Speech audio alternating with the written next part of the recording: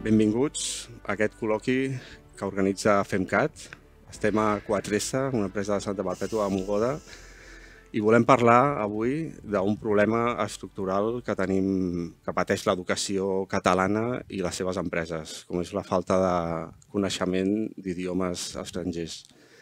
Per començar, us voldria presentar qui seran les persones que participaran en aquest col·loqui. A la meva dreta, Ariadna Marín, directora general de 4S, que si ens pots fer una introducció d'on ens trobem ara mateix, sisplau. Sí, moltes gràcies. Benvinguts a tots a casa nostra. Nosaltres som una empresa que ens dediquem als recobriments especialitzats per evitar corrosions, promoure l'antiadherència en els metalls. Treballem per qualsevol sector industrial, però especialment treballem pel sector de l'alimentació i el sector de la panificació industrial. Tenim grans clients panificadors arreu del món, som una empresa que estem internacionalitzades, exportem a més de 25 països i tenim plantes de producció aquí a Santa Perpètua, una altra a Vitòria al País Basc i una tercera a Brasil, des d'on donem servei a Brasil i part de l'ATA. Molt bé. A la meva esquerra tinc en Xavier Fitó, que és el director executiu de Semilles Fitó. Què tal? Com estàs? Molt bé, gràcies. Doncs, efectivament, nosaltres ens dediquem, com diu el nom, a les semilles Fitó, les llavors, i el que intentem és millorar les varietats de tomàquet, meló, pebrot que menjarem en els propers anys. Som una empresa que hem passat d'una empresa que treballa només al mercat espanyol a internacionalitzar-nos i ara el 70% de l'activitat és fora d'Espanya. A dues cadires, a mà dreta, tenim l'Adrià Isart, que és el responsable de l'equip Ibèria de Travel Park. Què ens pots dir de l'empresa? Sí, Travel Park.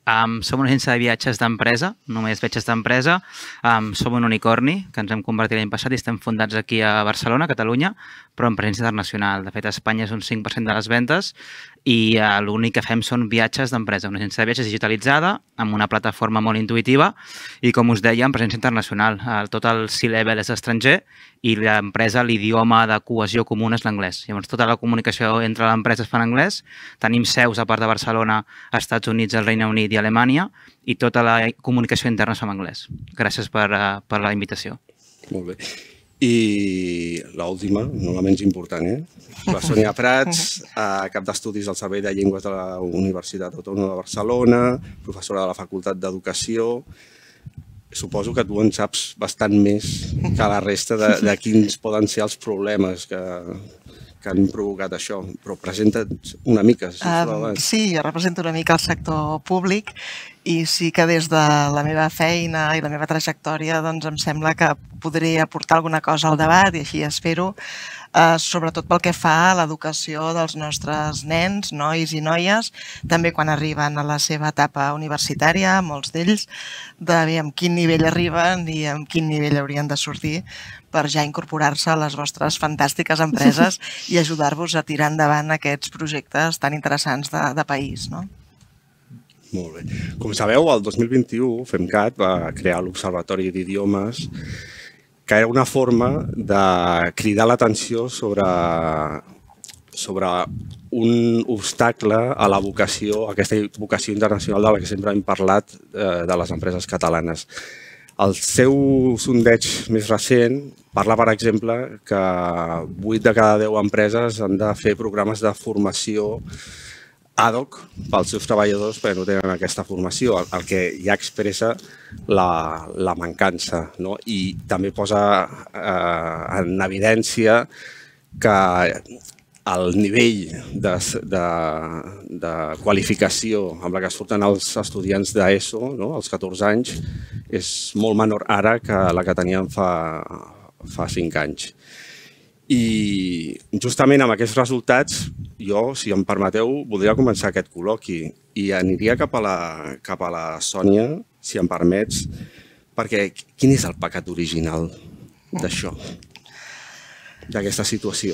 Sí, és complicat. Aviam, sí que veiem a la Universitat Autònoma que portem fent un estudi, quan arriben els alumnes a primer dels seus graus.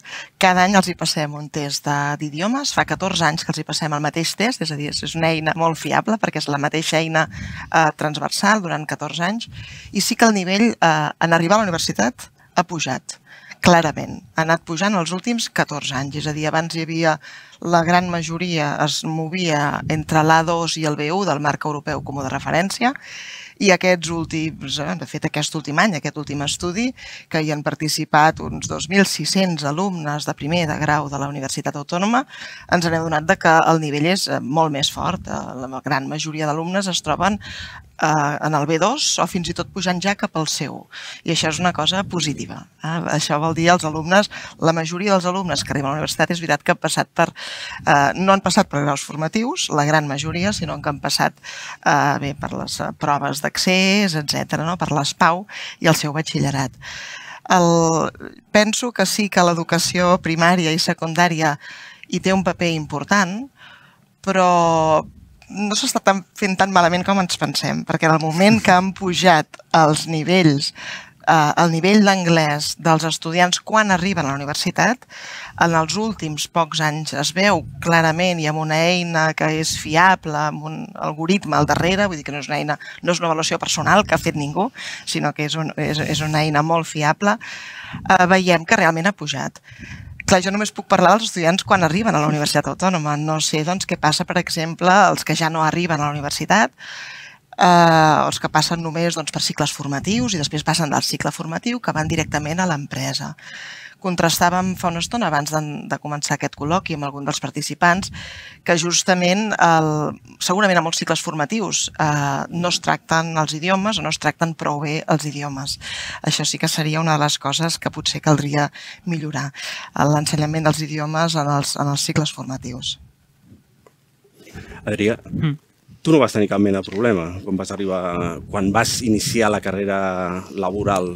El teu nivell el teu nivell de coneixement d'anglès et va permetre poder escollir allò que volies fer o no? Sí, jo soc una mica un rarablis. Vaig fer la carrera en anglès ja a la Pompeu, aquí a Barcelona, però en anglès, i això t'obre portes. Al final, és cert, en el context en el que estem, que tot i que ara s'obliga a tenir un cert nivell per graduar-te, la realitat és que ha millorat el nivell, però venim de molt avall. Llavors, a mi em va ajudar moltíssim. La meva primera feina va ser a l'estranger, de fet. Vaig viure als Estats Units durant 3 anys i, evidentment, l'anglès era bàsic, no? Era una empresa catalana que exporta molt i llavors portava la divisió als Estats Units, que va ser en tota Amèrica, però sense idiomes hauria estat impossible. Llavors, és innegable que em va ajudar, això no es pot negar, i és bàsic. Vull dir, és bàsic en la feina, en el dia a dia, és un element imprescindible el domini dels idiomes, però sí que definitivament va ser un gran catalitzador per a la meva carrera laboral, el fet de parlar idiomes ja des de la universitat. Xavier, vosaltres quin nivell d'idiomes necessiteu a la vostra empresa? Bona pregunta. Nosaltres ara actualment, com hem comentat, estem bastant internacionalitzats, tenim 10 filials i presència en 21 països. Llavors estem intentant passar que l'idioma vehicular passi de ser l'espanyol a l'anglès. Perquè clar, ja estem treballant a la Índia, a Turquia, a Sèrbia, als Estats Units. Per tant, necessitem anar fent aquest viratge del castellà a l'anglès com a idioma vehicular a la companyia.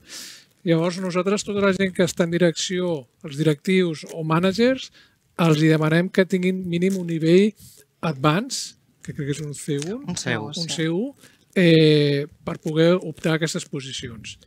Això és el que pretenem. Després, tenim les dificultats pròpies d'aconseguir-ho. Amb només una llengua n'hi ha prou, no? És just. És just perquè si no ens veiem obligats a incrementar els nostres departaments. És a dir, el fet que nosaltres, per exemple, tot el que és comercials i el que nosaltres anomenem OTC, que és Oficina Tècnica Comercial, que és la que dona suport al comercial i en un moment donat atén clients, clar, els clients els tenim a tot arreu. I per molt bé que es parli l'anglès, quan has de parlar amb un responsable de producció alemany, has de tenir nocions d'alemany, i quan has de parlar amb un francès, si no parles francès fluidament, doncs ho tindràs complicat. jo crec que cada dia més necessitem més nivell d'idiomes. O més nivell, evidentment, i també més coneixement de diferents idiomes. No centrant-nos única i exclusivament en l'anglès. Nosaltres ho valorem a l'hora de contractar personal. Sí, sisplau. Jo, Ariadna, potser contradic, nosaltres apostem molt perquè sigui l'anglès. I el que ens preocupa no és que la gent sàpiga més idiomes, perquè si anem a França, quan parlem, també parlarem en anglès, perquè segurament el nostre interlocutor ja parlarà anglès, o a Turquia, o a Sèrbia, perquè difícilment podríem parlar tots els idiomes. El que necessitem és que el nivell d'anglès sigui alt. O sigui que puguem liderar grups, que podem fer una reunió de direcció on puguis expressar les teves idees en anglès. Perquè un nivell d'anglès bàsic per anar a fer una visita i intentar fer una operació és un nivell d'anglès que és fàcil. Però si vols ja que l'idioma vehicular de la companyia sigui en anglès, és un nivell bastant més alt. No, jo estic totalment d'acord, Xavi. Vull dir que nosaltres sí que és veritat que jo responia al dir és suficient amb l'anglès. Jo avui en dia, quan entrem en contractacions a segons quins departaments, doncs davant de dos candidats que puguin optar, si n'hi ha un que, a part de l'anglès, el català i el castellà, parla una tercera llengua, segurament el tindrem més en compte que no pas a l'altre si només té un control de l'anglès o del català i el castellà. També va per departaments, també ho haig de dir. Sí, també el que deia una mica en Xavi, que jo he vist les dues coses, és a dir, dintre d'estar en un departament comercial, he pogut veure una empresa que exportava molt català a la part d'haver de parlar més idiomes, perquè vas a Brasil amb anglès i no t'entens, i qui diu Brasil, diu Àfrica i diu on sigui. Llavors està clar que de cara a vendre, com comentava en Xavi, és important el fet de parlar diferents idiomes o parlar l'idioma del teu interlocutor, però a nivell intern, que és on estic ara, que tot és en anglès, està clar que cal un nivell d'anglès alt. El que dèiem, o sigui, si estàs en una reunió i t'has d'expressar, ja no és vendre a algú o més o menys fer-ho com puguis o parlar amb personal d'un altre país, ja és expressar-te. Llavors, quan vols que sigui vincular, està clar que el nivell que esperes és diferent. Llavors, si només parlem d'anglès, hi ha una gran diferència. Potser per al comercial que porta a Àfrica no li cal parlar anglès, ha de parlar un francès fantàstic, però no li cal anglès. Ara, si volem, com diu en Xavi, que l'empresa sigui vincularment amb anglès, aquí sí que cal un molt bon nivell d'anglès i cal una segona, tercera i quarta llengua, perquè per molt bon anglès que tinguis, el que dèiem, a Àfrica no pots anar només amb anglès. Tinc un dubte sobre què certifica el coneixement de l'idioma. No sé si amb un nivell C1 és suficient per vosaltres a l'hora de fitxar gent. Xavier? A veure, nosaltres és el que demanem, perquè al final necessites un criteri objectiu, no? Llavors el que demanem és el C1 i a part, doncs, nosaltres fem formació a la gent, a certa gent, a tothom el que vulgui de l'empresa pot aprendre anglès i fem formació grupal, amb grups. I aquí tenim unes 75 persones. I a la gent que ens interessa més fem classes específiques i estades a l'estranger. I els hi demanem el C1. Això sí que... Ara, jo crec que no és suficient. Per aquest segon nivell que comentava abans de tenir que sigui l'idioma vehicular, que les presentacions siguin en anglès, etc., jo crec que el C1 no és suficient. Ariadna, quanta gent no heu fitxat perquè tenien un problema de que no arribaven al nivell idiomàtic demandat? No ho sé. Amb números absoluts no ho sé. El que sí que és el que et comentava abans, va per departaments. Nosaltres, per exemple, amb comercials o amb OTC no demanem únicament un C1, sinó que ja anem a una fluïdesa quasi de llengua materna, perquè necessitem que, és a dir, per mi el comercial de França sobreentén que parla francès. Una altra cosa és si jo els hi assigno un mercat extra, després sé que aquella persona té un anglès molt fluid per negociació i potser decideixo que també porti a Alemanya perquè no tinc una persona en concret per a Alemanya. Però a el que és OTC, que és l'oficina tècnica que tenen clients, o el que és els comercials, els hi demanem que per ells sigui pràcticament com una llengua materna. Després, en els altres, va per departaments. Jo, per exemple, el departament de corporatiu, és a dir, tot el que són comptabilitat, finances, recursos humans, tens un hàndicap, que és el que parlàvem, la gent que està molt capacitada o que et pot solucionar en una empresa del tamany del meu perquè és gent més flexible i així, totes les conjuntures que se'ns donen acostuma a ser gent que ve més de graus de formació de l'AFP que no pas de la universitat, no? Perquè se'ls escapa una mica. Després aquí sí que tenim unes carències molt fortes, perquè a l'FP, que ho comentava la Sònia abans, si no és un FP que està molt focalitzat al mercat internacional, la llengua l'emprenem, et diré, no com el batxillerat o com a l'ESO justet. A més, t'ho puc dir perquè jo tinc l'experiència a casa, no? És a dir, quan fan un FP de grau mig, els introdueixen l'anglès, fan anglès, però, per exemple, tinc un fill que està fent un FP de gestió administrativa, a grau mig més o menys, ara ha passat a grau superior, que s'ha especialitzat en comptabilitat i finances. Si se'n anava cap a la branca del que és comerç internacional, sí que li donaven moltes opcions d'idiomes, els idiomes, classes de comptabilitat en anglès, classes de comptabilitat. En canvi, quan tu agafes només gestió i finances i comptabilitat, l'anglès continua sent allò de l'acadèmia, que podríem dir de 3 hores setmanals. I aquí tenim un problema greu, perquè després els que tenen bons coneixements els hi falten els idiomes i després els que controlen l'idioma i tenen els coneixements, doncs les grans empreses tenen més capacitat econòmica per fitxar-los. I aquí sí que va haver-hi un moment que vam prioritzar els idiomes per sobre dels coneixements i ens vam equivocar. Després el que estem fent ara és prioritzar els coneixements del que han de fer, és a dir, tenir una bona persona tècnica en recursos humans, una bona persona en comptable i els idiomes els hi donem nosaltres. I doncs ara mateix els hi estem fent classes 2 hores de lo que és acadèmic més 1 hora de conversa focalitzada molt a el que ells parlen. Doncs els que fan recursos humans fan 1 hora de xerrada només d'entrevistes de treball, de contractació i així, i els que fan més comptabilitat doncs amb temes de taxes, impost i comptabilitat. Adrià, tu vas estudiar coneixements i els vas estudiar en anglès, és a dir, que entenc que vas per la línia que diu l'Ariadna, no? Però no sé si per tenir aquell coneixement de llengua vehicular necessites marxar fora. Si no hi ha prou amb estudiar aquí. Cada dia menys, jo crec. És a dir, sí, que cal marxar fora, però també és cert que aquí cada vegada més estem atraient empreses internacionals i que trobem empreses com la del Xavi, no?, que són cada cop més internacionals. Llavors, aquest canvi de paradigma de dir, escolta, és que si tinc 15 filials, potser no puc seguir parlant tot en català o en castellà. Potser em cal parlar en anglès perquè la persona que estigui als Estats Units o on sigui m'entengui, no? I al final també és una limitació a l'hora de treure talent a fora el fet de poder contractar.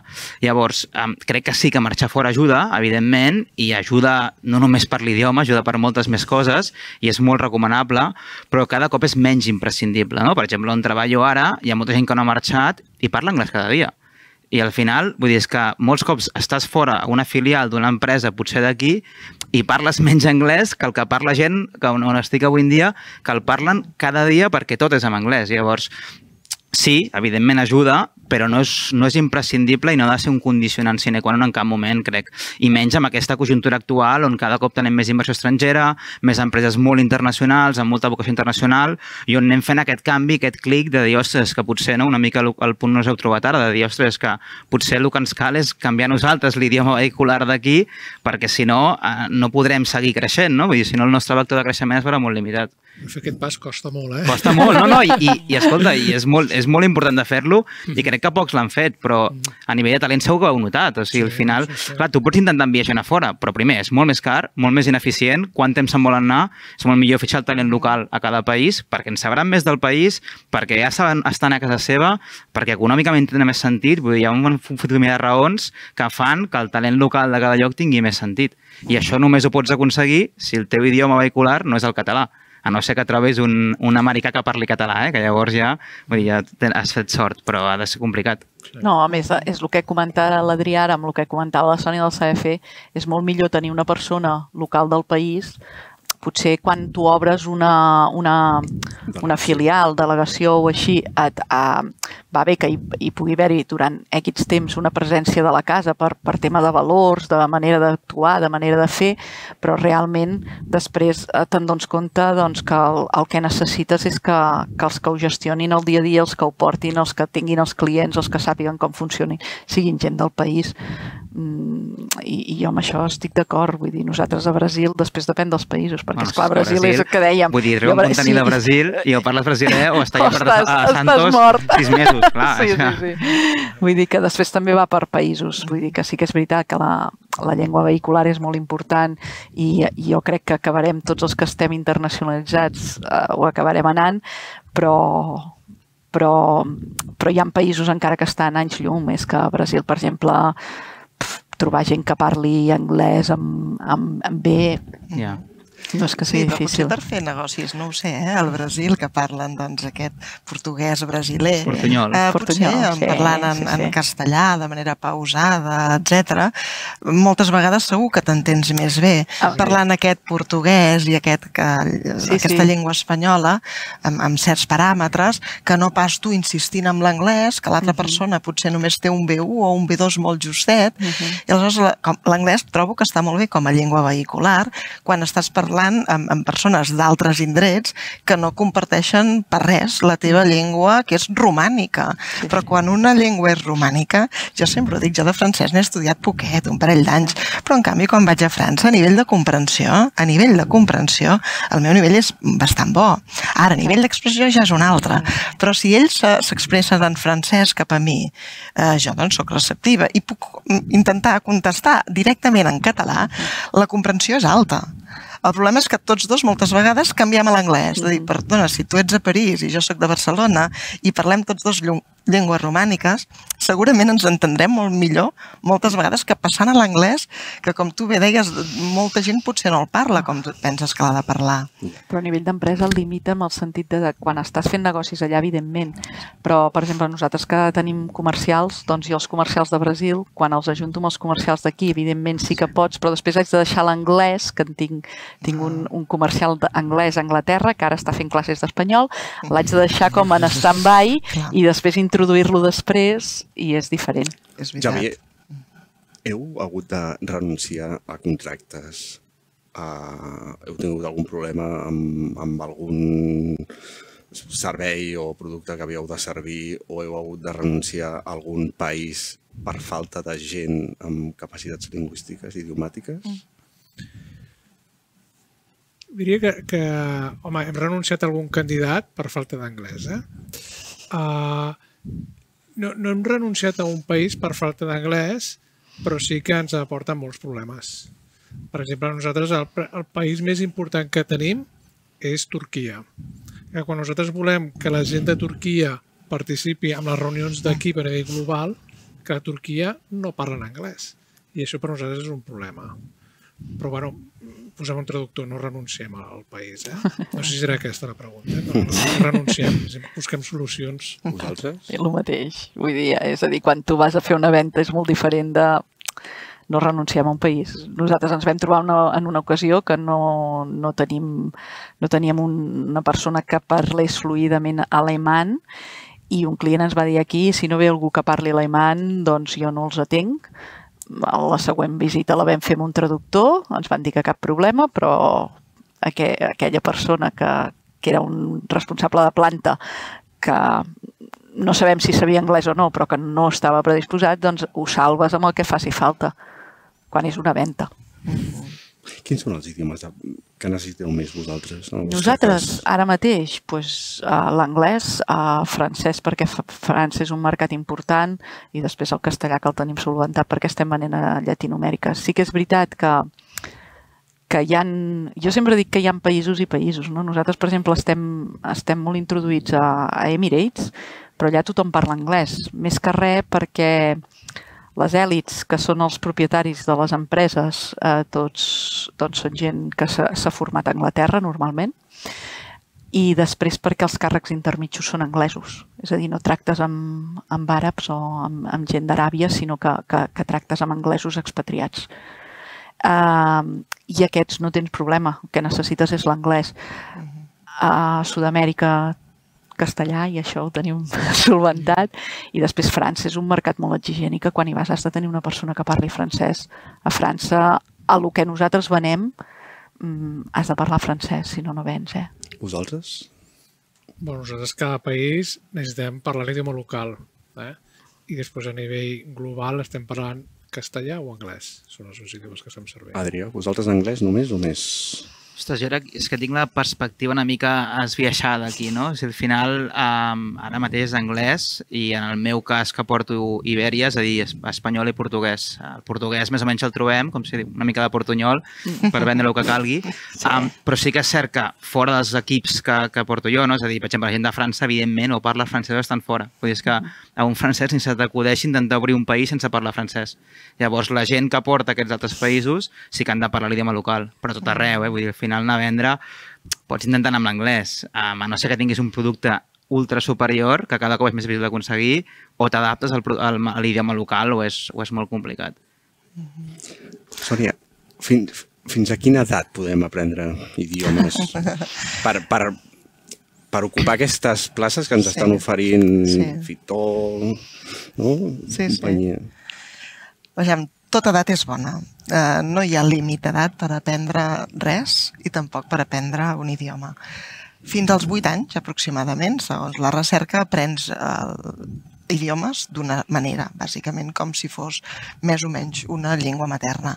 A partir dels 7 o 8 anys l'aprens d'una altra, l'aprens racionalitzant, això ha de ser un verb, això segurament és un nom, l'haig de posar d'aquesta manera, és a dir, ja aprens la sintaxi, la fonètica, etc. A partir dels 8 anys en endavant d'una altra manera. Per tant, allò que diuen els nens com abans millor, jo penso que si a partir dels 6-7 anys comences amb l'anglès i el vas mantenint o augmentant, arribaràs als 16-18 anys amb un bon nivell d'anglès, no només gràcies als professors, perquè de vegades ens n'oblidem també de tot l'aprenentatge informal. Els últims 4 i 5 anys, en tot el boom de sèries, de jocs en línia, la majoria de gent jove, 16, 18, 20, passa moltes hores davant de la pantalla i moltes d'aquestes hores té input en anglès. Per tant, els és més fàcil. Tot l'aprenentatge informal crec que de vegades ens n'oblidem, també des de les empreses, també des de la universitat, i de vegades fins i tot té un paper més rellevant que totes les classes o totes les històries formals que organitzem pels nostres treballadors o pels nostres estudiants. De tota manera, no hi ha edat. Tota edat és bona per aprendre mentre es sigui mantingut en el temps. El que sí que és un error és de dir mira, doncs jo de manera intensiva els dissabtes faig 4 hores. Mira, dedica-hi mitja horeta cada dia i aprendràs més, això hi ha estudis també que ho demostren, que 4 hores intensives un dissabte. Jo és que mitja hora no la tinc. Bé, doncs 20 minuts potser, però si dediques 20 minuts de dilluns a divendres és molt més efectiu que un dia a la setmana i de manera molt més intensiva. I entenc que a vegades que als empresaris us costa trobar aquests minuts, però bé, si ja feu moltes reunions que parleu en anglès o en francès o en altres llengües, l'utilització a base d'utilitzar la llengua és quan vas aprenent. També no tot passa per classes formals. A partir de quina edat perdeu l'esperança que aprenguin idiomes? Mira, ho comentava. Quan agafem algú i té més de 40 anys, diem, ostres, ara no sé si aprendrà anglès aquesta persona amb més de 40 anys. Tu també consideres el mateix o no? Sí, la veritat és que sí. Costa més de perfeccionar. Després del que diu la Sònia canviaré. De tota manera, hi ha un altre factor que jo us entenc. Com a empresaris pensàvem, si una persona de 40 a 45 anys no ha tingut interès fins ara per aprendre l'anglès, què t'està dient a tu sobre aquesta persona, no? Perquè pots viure en aquest món sense un coneixement intermedi alt de l'anglès, depèn de quina feina facis, no? Són perfils, com deia l'Adrià, molt tècnics. Clar, si és molt tècnic, jo crec que sí, que sempre són a temps d'aprendre. Teniu algun cas de treballador que diguis, ostres, aquest ens va sorprendre, però no hi confiàvem i va fotre una estirada i va aprendre anglès en poc temps? Ui, veig que no. No, jo no m'hi he trobat. Sí, jo tinc gent que m'ha sorprès el nivell d'anglès i la insistència d'anys d'anar i tal, i han arribat a un nivell d'anglès bastant alt quan ja estan a la companyia que no en tenen ni idea, o sigui, han après a la companyia d'una força d'anys i tal, i és perquè hem vist la necessitat, perquè havien de viatjar a certs països per alguna cosa tècnica i tal, i s'han posat les piles i sí, a mi m'han sorprès positivament alguna gent. I heu hagut d'apretar massa algú perquè faci idiomes o no? Sí. Són obligatoris els cursos que feu? No. La gent que ho té per prescripció del que nosaltres diem el DPT, que és la descripció del lloc de treball, és a dir, hi ha una fitxa i en aquella fitxa tot es defineix característiques, competències i requisits del lloc de treball. Si allà tu tens que necessites, com es té, per exemple, al departament corporatiu, doncs una necessitat d'un B2 d'anglès per treballar, el que no hem fet és despedir ningú que no el tingués, però sí que se li dona l'opció. L'única opció que té és fer les classes, perquè a més, si vol créixer econòmicament també va condicionat per al sistema retributiu que tenim, va per un tema de punts i per tant quan tu assoleixes el 100% d'aquells punts és quan podràs tenir opcions a assolir el 100% del salari. Sí, són obligatòries, sí. Evidentment pots tenir més o menys flexibilitat segons el moment de feina i tot que et trobis, doncs que si et diuen hosti, que t'ha faltat 3 dies, però saps que ha tingut el company malalt i per tant ha tingut que assumir més feina, tampoc li dius res. Però sí que les persones que per prescripció, podríem dir, del lloc de treball requereixen idiomes i no el tenen, és obligatori fer-ho. El Travel Perk és barrera d'entrada a l'anglès. Sí, de fet és amb que és l'entrevista, llavors l'entrada no la fas. Vull dir, és molt fàcil, perquè si no ni entrevista directament. Sí, llavors, com que és en anglès, o el parles o ni apliquis. De fet, si apliques amb un currículum que no està en anglès, automàticament estàs descartat. Ell ja mig pensa en anglès, perquè en comptes de dir sol·licita ja diu apliqui. Perdó. Ja ho heu vist, La interferència lingüística, Sí, no, és molt interessant. No, jo també penso que, amb el que comentàveu, és molt interessant també el factor social, no? Perquè si a les empreses i també a les universitats ens passa quan formem a personal docent de les universitats, que ajuntem a personal de diferents departaments, diferents especialitats, i els formem en anglès. I quan estan a classe d'anglès, també surten contactes i molt d'interès, també suposo que també per l'empresa. Si barreges en un grup aprenent anglès a nivell C1, doncs una persona que és del, no sé, un comercial, amb una persona que està a producció, m'ho estic inventant perquè no soc del món de l'empresa, però també surten idees, això ho feu d'aquesta manera, hosti, no fumis, això no ho havia pensat mai, no? I això també ens passa a la universitat entre personal docent.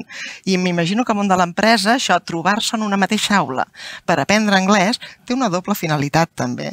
Aquesta social i també de teixir potser bons contactes o sinergies també, no? Escolteu, hem parlat durant uns minuts sobre el problema dels idiomes. A mi m'agradaria que el Xavier i l'Ariadna em diguessin, després de parlar això i tenint en compte la vostra experiència diària, si el problema dels idiomes és un problema greu, molt greu, o és per morir.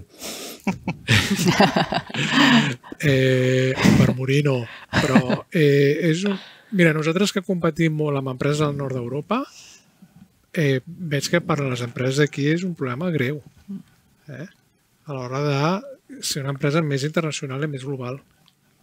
És un problema greu, la mancança que tenim. Sí, estic d'acord. Per morir no, evidentment, però sí que és un problema greu. Sobretot com jo em centro molt en departamental, vull dir, evidentment el que dèiem, o si vaig a buscar una persona amb logística, expert en logística, que ara hem buscat, amb aquest no hem tingut cap problema en que parlés una llengua. El que passa que sí que és veritat que quan vas a segons quins perfils és dificilíssim trobar gent que tu tinguis accés i que siguin complerts i és complicat. Jo crec que sí que aquí tenim un problema. I tenim un problema que a més el poses en relleu. Tu dius països nòrdics però encara et frepa més quan tu te'n vas a Portugal. Portugal és bestial la capacitat d'idiomàtica que tenen. Jo ja no sé si el portuguès té alguna cosa que els hi fa que sigui més fàcil, però la capacitat que tenen de parlar castellà, anglès i inclús xapurrejar alemany i qualsevol llengua, jo crec que ajuda bastant i m'ho deia una col·laboradora que tenim allà que em deia, diu, clar, és que aquí la tele que es fa a Portugal en portuguès deixa bastant de desitjar el contingut de sèries, pel·lícules i tot això. Després ens n'hem d'anar a buscar o sèries espanyoles o sèries angleses o americanes i aquí no es dobla res. Per tant, tu des que ets així de petit, veus la tele amb versió original subtitulat. Això fa que diu, vam notar un increment bestial, per exemple, entre la seva plantilla, em deia la Raquel, entre la seva plantilla en el moment que va sortir La Casa de Papel. Sembla una tonteria, però diu, ostres, tothom va millorar molt l'espanyol perquè, i dius, ostres, i és perquè, clar, miraven tota La Casa de Papel en versió original subtitulada. I aquestes coses ajuden. I et trobes amb això, doncs, països, Holanda i així, que clar, per ells l'anglès és una segona llengua. És com nosaltres diríem aquí, parlem el català, però la nostra segona llengua, parlar català-castellà per nosaltres és indistint. Doncs hi ha molts països d'aquests que parlar holandès i anglès per ells és el mateix. I això sí que és un hàndicap que tenim i que és greu, és greu. Adrià, Travelperk, teniu problemes per un tema d'idiomes o no? És que no l'arribem a tenir perquè primer que la gent és de fora, llavors ja el parlen, i és una mica el que deia l'Ariadna, no? I en Portugal ho veus, que al final si Holanda és una altra història o el nord és una altra història, però Portugal és un tema de mentalitat de país i d'actitud que 2008 en endavant han fet una sèrie de coses que els ha portat on estan. I llavors, tu vas a Portugal, tothom parla anglès, mentalment som molt més oberts, però que tens una atracció d'estrangers que vagin a Portugal amb incentius fiscals perquè vagin a fer remote working. Clar, és tota una sèrie de coses com a país que han fet i que fan que ens passin la mà per la cara. Al final, a nivell idiomàtic, ens passen la mà per la cara. Però a nivell Travelperk no tenim problemes perquè la gent és de fora, la gent parla anglès, la majoria de gent és de fora, i els d'aquí, bueno, tenim, per sort, no tenim problemes de talent i ja en trobem que parla anglès.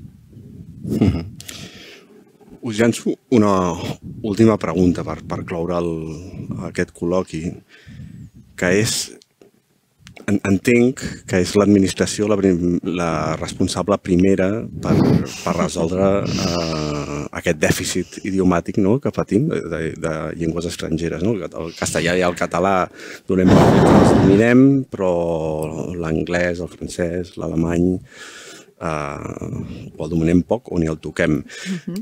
Llavors, què han de fer les administracions? Si us sembla, comencem per l'Adrià. Jo crec que és ràpid. Per mi el problema és on mirem, no? Vull dir, tenim ara la discussió del 25% de castellà, per què no és d'anglès, aquesta discussió? Llavors és tan fàcil com això, vull dir, és deixar-nos de... Vull dir, tenim producte de mires, mirar el món i entendre que el món parla anglès. Llavors, la discussió que no sigui castellà, català, no, anglès. Vull dir, no entenc per què quan hi ha aquesta discussió ningú ho treu. I és un problema de mentalitat. Llavors, les institucions han d'anar cap aquí, cap a dir, no, nois, per què ens estem barallant pel 25% de castellà quan és que no estem parlant anglès i és igual d'important o més, perquè el castellà l'aprenem.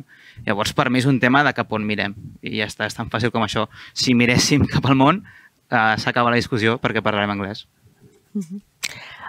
Sí, estic d'acord amb el que diu l'Adrià i a mi em preocupa què han de fer les administracions. Doncs tallar per dalt, que dic jo.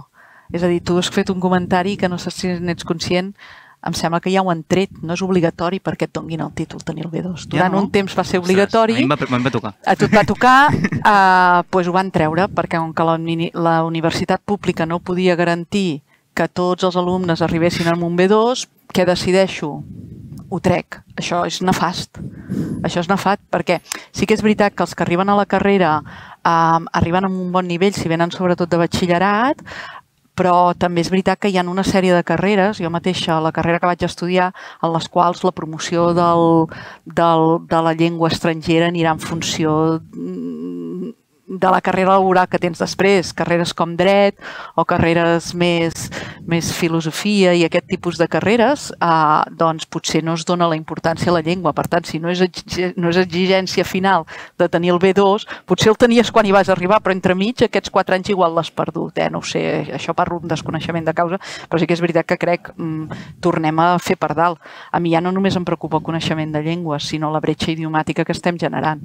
Estem generant un altre cop, al final, no hem tret el tema, però sí que és veritat que a nivell administratiu cada dia en necessites més, però jo cada cop que haig de moure algú de producció perquè ha d'anar a casa d'un client, allà ja tinc el problema, doncs ha de viatjar o bé amb el comercial o ha de viatjar amb algun tècnic que parli idiomes, perquè és que si no, no tenen, però és que ni per moure's pel país, no?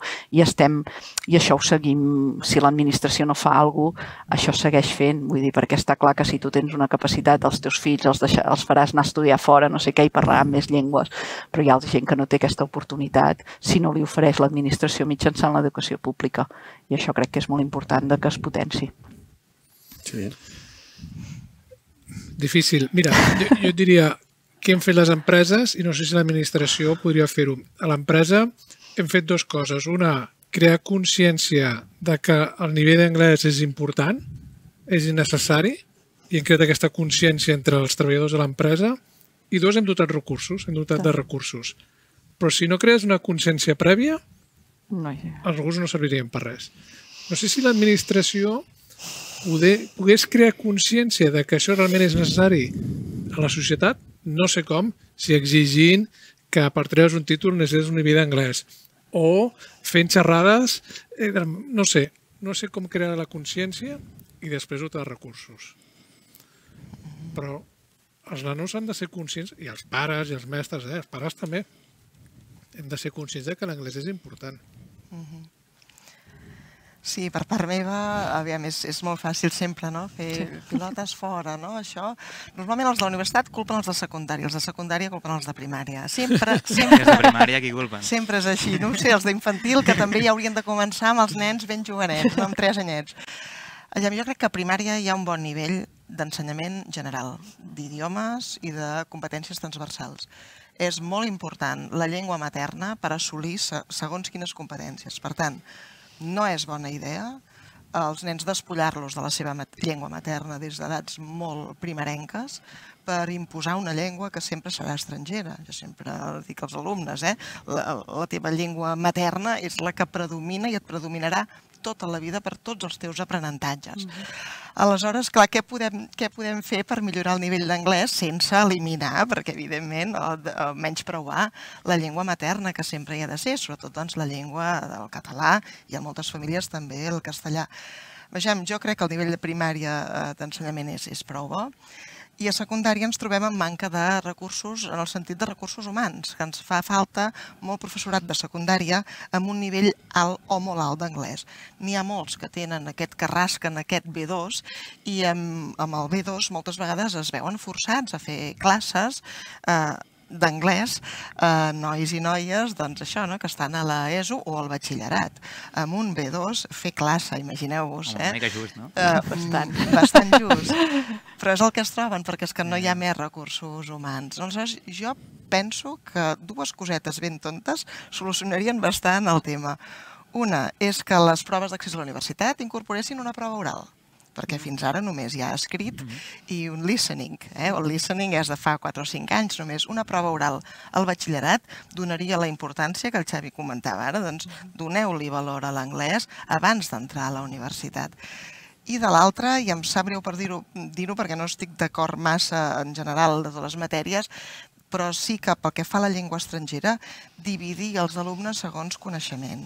És a dir, un cop a partir dels 14 anys, per exemple, abans no, però a partir dels 14 anys, si el teu nivell d'anglès és un C1 i el teu nivell d'anglès és inferior al B1, per què us faig estar a la mateixa classe? Tu perdràs el temps i tu patiràs molt. Aleshores, pel que fa a l'anglès, subdivideix els alumnes per nivells, com es fa en una escola oficial d'idiomes o com fem a les universitats. Segons el nivell, vas a una classe o vas a l'altra. Només per anglès, aquesta discriminació per coneixement. No obrim aquest meló. El present simple cada any. Me'n recordo a l'ESO 4 cops el present simple. I amb el ser el present simple. Vull dir, ja me'n recordo, i acabes anant a aprendre anglès fora de l'escola, fora del circuit. I si no tens la sort de poder anar fora del circuit, no l'aprens. Molt bé. Doncs, si us sembla, aquí acabaríem. Us agraïm molt la vostra presència. I, bàsicament, el que ha quedat clar és que tenim un problema greu amb els idiomes a Catalunya, al si de les empreses. no només amb l'anglès, sinó amb segones llengües o segons idiomes estrangers que s'han de conèixer, que serien l'alemany, el francès o el que sigui dels mercats locals que cada empresa ha de tocar. Que un bon nivell d'anglès és necessari, que necessitem altres idiomes, ja ho he dit, que hi ha bretxes idiomàtiques segons les posicions que es cobreixen a cada empresa, que potser hi ha uns problemes a l'ensenyament des del moment que la universitat deixa de ser obligatori un determinat nivell o que a la formació professional sembla que s'ha deixat estar, però que hi ha esperança. Hi ha esperança perquè a partir dels 40 encara podem aprendre anglès. I ja està, aquí ens quedem. Moltes gràcies i fins una altra.